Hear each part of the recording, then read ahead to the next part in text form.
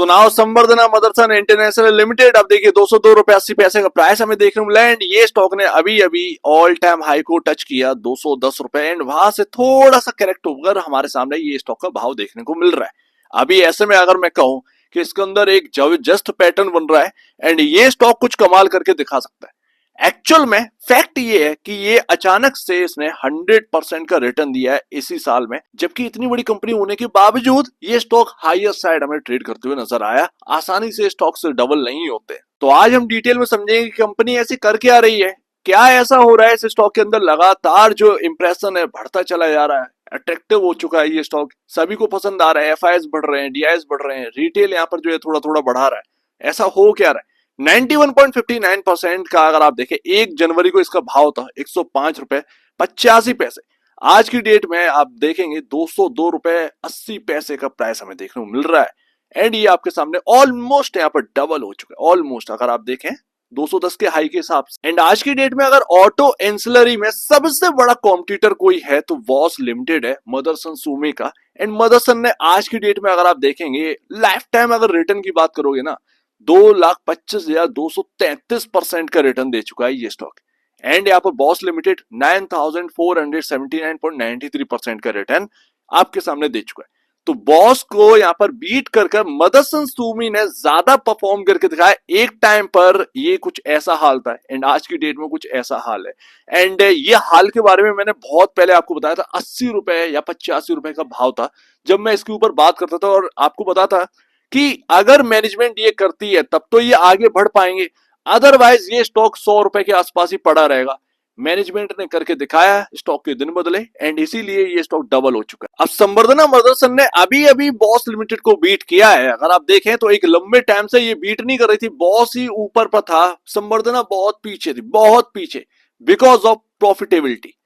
Boss limited की जो profitability थी वो जबरदस्त थी, जबकि संवर्धना मदरसन सुमी की जो सेल्स थी वो सबसे बड़ी थी इस ऑटो एंसिलरी सेक्टर के अंदर।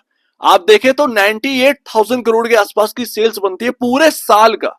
बट प्रॉफिटेबिलिटी की अगर पूछेंगे तो एक टाइम था कि 1000 करोड़ के नीचे की भी प्रॉफिटेबिलिटी होती थी एंड इसीलिए बॉस लिमिटेड का स्टॉक ज्यादा चमकता हुआ दिखता था संवर्धना की जगह। एंड आज की डेट में 1 लाख करोड़ का मार्केट कैप बॉस लिमिटेड के पास है। संवर्धना उसको सरपास कर 1.37 लाख करोड़ का मार्केट कैप अचीव कर चुकी है। संवर्धना के पास एम्प्लॉयज अगर आप देखें 93,971 एम्प्लॉयज काम करते हैं, 39,769 एम्प्लॉयज बॉस लिमिटेड के अंदर है। दोनों का पी रेशियो लगभग बराबर है। डिविडेंड यील्ड में थोड़ा सा बॉस लिमिटेड आगे है बट कोई दिक्कत की बात नहीं है, स्टॉक में रिटर्न यहाँ पर जो है बनाकर तो संवर्धना ही दे रहा है। अब फ्यूचर क्या है जरा इस पर बात करते हैं। मैंने आपके सामने बहुत लंबा टाइम हो गया जब मैंने आपको एक बात बोली थी 80 रुपए पर, अगर ये होता है तो डेफिनेटली ये स्टॉक डबल होने की कगार पर हो जाएगा। एंड यहां से अब ये चलना स्टार्ट हुआ है। अभी भी आप ये मत समझिएगा कि संवर्धना मदरसन सुमी का काम पूरा हो गया, नहीं, ऐसा नहीं है। सेल्स अगर आप देखेंगे तो यहां पर आपके सामने पहले तो आप ये समझिए कि लगातार सेल्स में ग्रोथ है, कोई दिक्कत की बात नहीं है। बट उसी तरीके से एक्सपेंसेस इतने ज्यादा बढ़ रहे थे कि ये कंपनी का ऑपरेटिंग प्रॉफिट एक लंबे टाइम से बिल्कुल खराब था। आप मार्जिन्स देखिए 8%, 9%, 9%, 8% इधर ही अटके रहते थे। हाल ही में हमने सिर्फ 2 क्वार्टर में देखा है इसीलिए ये 100% आपका बढ़ा भी है। मैंने आपसे कहा था कि अगर ये एक्सपेंसेस में कटौती करना स्टार्ट कर देंगे तो आप देखेंगे कि किस तरीके से प्रॉफिटेबिलिटी बढ़ती है। एंड अगर प्रॉफिटेबिलिटी बढ़ती है तो सिंपल सी बात है, अर्निंग पर शेयर बढ़ेगा।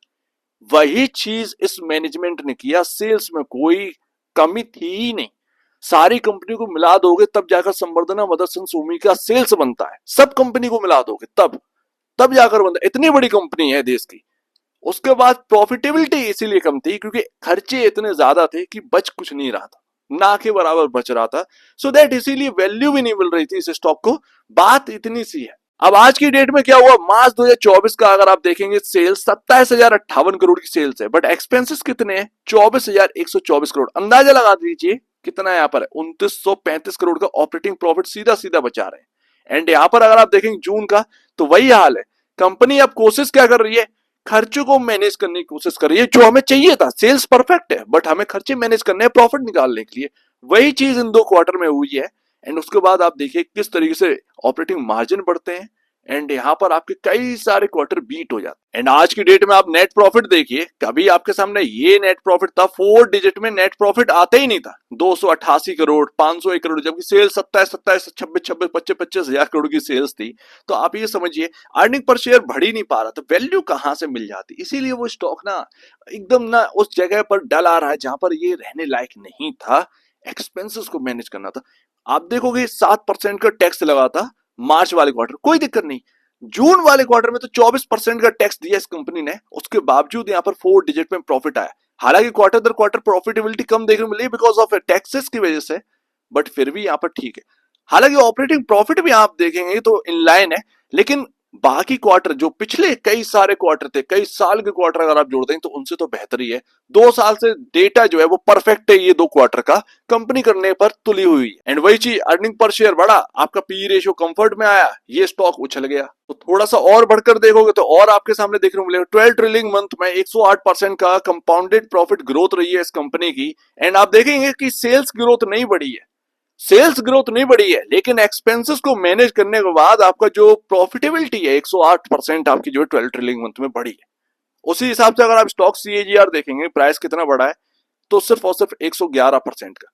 कुछ नहीं है भैया, अभी अभी तो कुछ हुआ नहीं है इस स्टॉक में, अभी तो ये सिर्फ और सिर्फ स्टार्टिंग है, बिकॉज ऑफ आपने एक्सपेंसेस यहाँ पर जो है ना कट करने स्टार्ट कर दिए। आगे अगर धीरे धीरे ये चीज बढ़ती है ना, आप देखिएगा कि कहां पर ईपीएस पहुंचता है, उसकी वजह से ये स्टॉक कहां पर पहुंचता है। एंड आज की डेट में अगर आप देखेंगे सबको एडजस्टेड है, सब बढ़िया यहाँ पर देखने को मिल रहा है। 44.20 का यहाँ पर पी रेशियो देखने को मिल रहा है, 43.50 के अराउंड यहाँ पर देखने को मिलता है, कभी बहुत ऊपर था। आज की डेट में सब मैनेज है, एक बढ़िया यहाँ पर वैल्यू देखने को मिली, कंफर्ट देखने को मिल रहा है। एंड जैसे जैसे अर्निंग पर शेयर बढ़ेगा, ये कंफर्ट लाएगा पी रेशियो में, आपको चलने की दम और मिलेगा। प्राइस टू बुक वैल्यू अगर आप देखेंगे 5.06 टाइम है, जो कि ऐसा नहीं है कि हवा हवाई चीजें चल रही हो, 15 या 20 का प्राइस टू बुक वैल्यू हमें देखने को मिला हो, ऐसा नहीं है। हालांकि एक पेंच जो है ना वो थोड़ा सा फंसता है यहाँ पर ऑटो सेक्टर के अंदर, स्लो डाउन। जी हाँ, स्लो डाउन का थोड़ा आशंका है, जिससे फॉक्सवैगन हुई या बीएमडब्ल्यू हुई या टाटा मोटर हुई, जो बताया जा रहा है कि ऑटो सेक्टर के अंदर स्लो डाउन देखने को मिल रहा है, इन्वेंट्री ज्यादा हो रही है, जिसकी वजह से ऑटो कंपनीज के ऊपर प्रेशर है। एंड यही चीज थोड़ा सा ऑटो एंसिलरी कंपनी को तंग करती है, क्योंकि अगर एक बार इन्वेंट्री हो जाती है तो ऑर्डर इतना ज्यादा नहीं रहता है, ये बात है। अब संवर्धना जो है वो पूरा ग्लोबल है, वो फॉक्सवैगन के साथ भी काम करती है, वो बीएमडब्ल्यू के साथ भी काम करती है मोस्टली। एंड यहाँ पर बड़ी बड़ी कंपनियां हैं जो कि उनके अंदर आती हैं, क्लाइंट है। तो इसकी वजह से आप देख रहे हैं कि संवर्धना के ऊपर ज्यादा असर पड़ सकता है अगर ग्लोबली स्लो डाउन देखने को मिलता है ऑटोमोबाइल कंपनीज में, ये दिक्कत आती है। तो ये चीज ना इसको भी डाउन लेकर आएगी, इस स्टॉक में भी प्रेशर देखने को मिला, ऐसे में ग्रोथ नहीं आ पाएगी ज्यादा, तो ये बात है। तो ऐसे में अगर कोई अपॉर्चुनिटी मिलती है, ध्यान रखिएगा, कोई अपॉर्चुनिटी मिलती है इस वजह से, ग्लोबल स्लो डाउन की वजह से, तो उसमें डरना नहीं है बिल्कुल भी। वो एक अपॉर्चुनिटी मानकर अपना हथिया लेनी चाहिए वो अपॉर्चुनिटी। सिंपल सी बात है, ग्लोबल स्लो डाउन चलेगा, कितना लंबा टाइम चलेगा, कोई उम्र थोड़ी निकल जाएगी, 30 साल थोड़ी चलने वाला है, ज्यादा से ज्यादा उसका 6 महीने या 7 महीने असर रह सकता है स्टॉक पर, वापस से यहाँ पर जो है ना वो परफॉर्म करना स्टार्ट कर देता है। तो ये एक थोड़ा सा रिस्क बना हुआ है जिसके बारे में बताना जरूरी था। एंड लास्ट, तो यहाँ पर क्या पैटर्न बन रहा था, शुरुआत में मैंने आपको जो चार्ट दिखाया ना संवर्धना का 6 महीने या 1 ईयर का, उसमें आपको एक देखने को मिल रहा था, पता नहीं किसी ने गौर किया या नहीं। यहाँ पर आपके सामने जो पैटर्न है वो ये कह रहा है बस 200 को अपना इंपॉर्टेंट लेवल मानो और मेरा मैजिक देखिए। 210 पर बिकवाली आई, जो कि पिछला ऑल टाइम हाई था, मई जून के आसपास लगा हुआ था, जुलाई 1-2 जुलाई को ये टॉप बना था 210 का। उसके बाद ये स्टॉक 170 तक आया, फिर वापस से कोशिश करी 200 पर गया, फिर गिरा, फिर वापस से यहाँ पर जो है आपके सामने 210 गया, फिर वहां से टूटा, फिर 202 पर दिखाई दे रहा है। बट पैटर्न के हिसाब से 200 इंपॉर्टेंट है, एंड वहीं आपका मूविंग एवरेज है 192।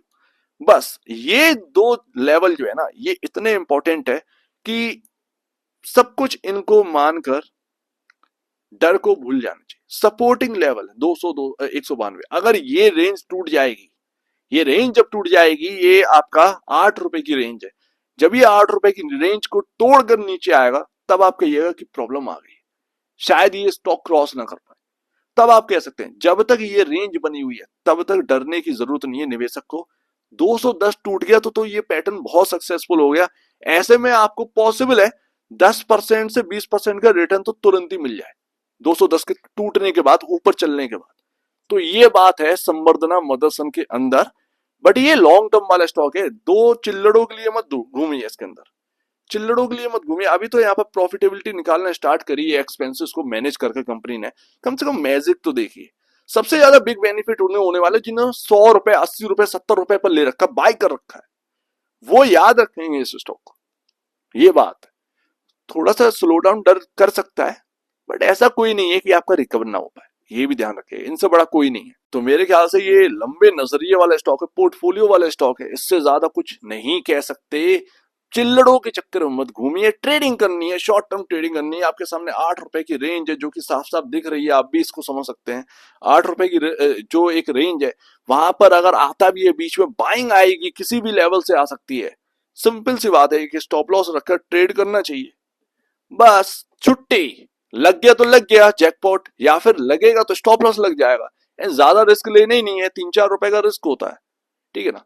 तो वो चीज अपने को है, अगर इस रेंज में आता किसी भी लेवल से घूम सकता है, लेकिन अगर एक बार ये 192 भी तोड़ गया तो फिर रिस्क बढ़ेगा इस स्टॉक के अंदर, बस ये है। बट लंबे नजरिए के लिए इस स्टॉक को छोड़ना नहीं है। किसी ने अगर लोअर लेवल पर बाई कर रखा है, बहुत चीप लेवल पर बाई कर रखा है आज की डेट में देखकर, 50, 60, 70 रुपए के आसपास, बॉस उसकी चांदी है। तुम बस यहाँ पर जो है ना अपना नजरिया बड़ा करो बस। सो सिंपल सी बात है।